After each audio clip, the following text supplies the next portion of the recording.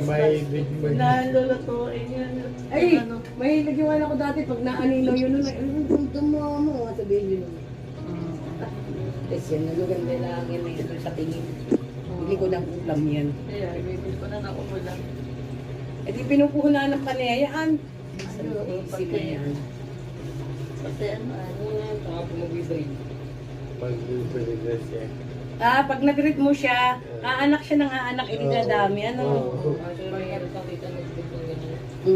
Hindi ka nag-breed ng anak, ay, dasanay marami din. Hindi na, tama na yung pag marami baka kayo mabuang ng pag marami. Tama na yung isang day. Pag-aanay mo sila, pag-ahanap buhay.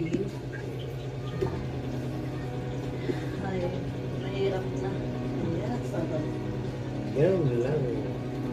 Ito lang ang hawak namin. Isang, Kaya akala ko ba tinuro ko sa iyo nung mga nakaraan? kaya nga, kaya pa, Alam mo, makasulang ko siya sa ibang kamay. Alam mo daw, pag asawa ng dadamputin mo, nakakatamad na. Ha! Alam mo?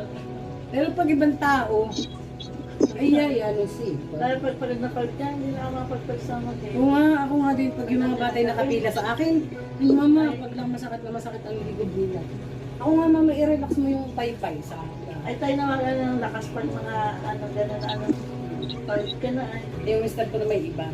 Pag dinampot ko siya, katulad nung tinerapi ko yung prosi niya, lintis na tayo-tayo dun sa bangko, talaga yan ang sakit ko. Pag nakatapos ko sa kanya, nilalagnat ako sa hapon. Pagkadaig kaming